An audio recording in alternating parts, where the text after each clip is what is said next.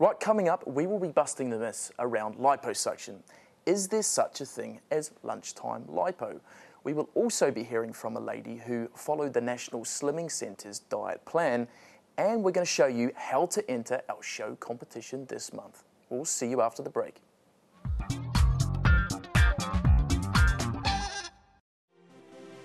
Cosmetic Medical Group, internationally renowned within the field of body shaping, body sculpting, non-surgical cosmetic treatments and hair restoration.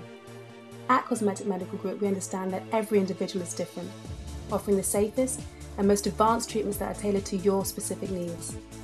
We are a highly professional and discreet establishment in the heart of London and provide a welcoming and relaxed atmosphere to all our clients. Cosmetic Medical Group, restoring the real you.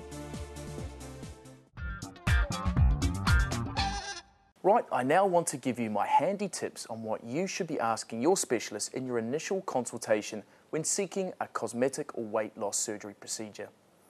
Number 1, discuss with your specialist the reasons for wanting your chosen procedure, as your suitability for this type of treatment is very important at this stage.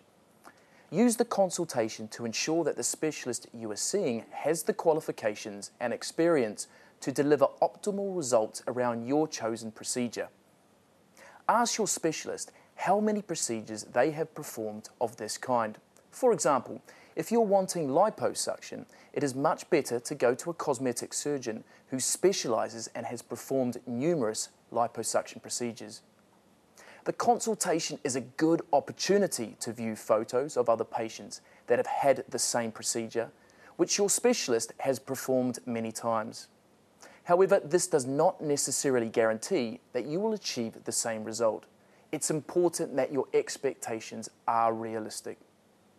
If you want to find out more, go to our education section and choose consultation with a surgeon or practitioner.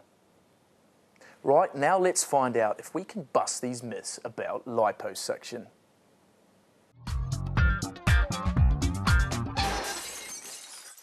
I'm with Mr. Brian Mayu, a plastic surgeon from the Cadogan Clinic in Chelsea, and we're here to bust the myth around liposuction.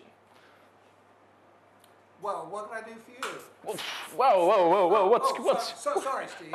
What's going on here? What have you got in your hands? Well, this is one of our latest liposuction machines. We've got quite a few others, though. Brilliant. I mean, obviously they're fantastic at a water fight, but can you just tell us about the first myth around liposuction being used as a weight loss treatment? Well, you don't really lose very much weight. I mean, the amount that we remove are relatively small, and we always, when people ask us, we say, well, it's not what you take out, it's how much you leave behind, and it's the shape that we're changing. And Okay. So if someone is very overweight, it's not going to make a lot of difference, unless perhaps there's one small area, maybe their thighs rub together and they get sore, so maybe you could remove some fat in that area, but you can't just remove it from all over. Yeah, I mean, is it this, they call it the stubborn areas of fat around the love handles and Yes, things so, like that, yeah, in those cases you're thinking of somebody who's slim, just with a few localised pockets of fat, and then it's great. I mean, it just removes them. So it's good for the beer bellies. I'm getting used to your pubs over here and enjoying your Guinness. Well, it isn't, you see, with the abdomen in particular, because it Okay. can be bulging outwards because there's fat under the skin, which we can remove. But usually the beer belly is going to be fat that's inside the tummy, which we can't touch.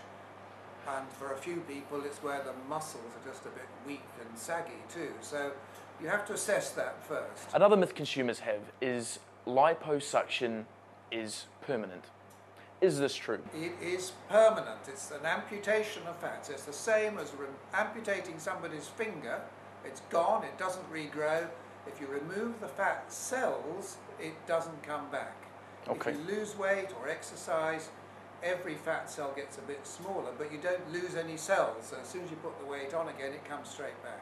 Can it go into other places? Like if I have it in the thighs, it's going to... It doesn't push it anywhere else. I mean, if you've got to have fat cells there to put on weight, so people put on weight after liposuction, the remaining fat cells on the body will get bigger, of course, but not in that area where they've been removed. And the final myth that our consumers have is that liposuction is a lunchtime procedure. Is this correct, or am I totally wrong? Well, yeah, only up to a point. I mean, it's all right if you've got a small area of fat. Say it was a bit under the chin or something.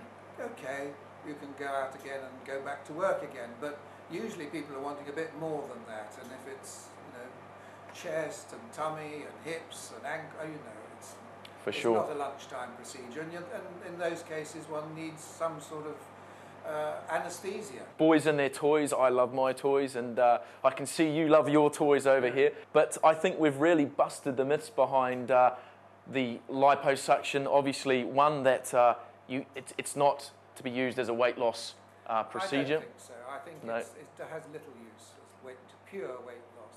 And I think also when you said you can't, so that's true. Obviously, you can't get back the fat where you've had the liposuction. No, it's gone for good. Gone for good. And then lunchtimes. So you can actually have the procedure in your lunchtime depending on how much fat you're wanting removed. So under the chin, smaller area, it's possible. Yes. But otherwise, looks like you might be in here for potentially a few hours, and you might need to get some rest afterwards. And yeah, but they're all day cases. All day cases. Yeah. Brilliant.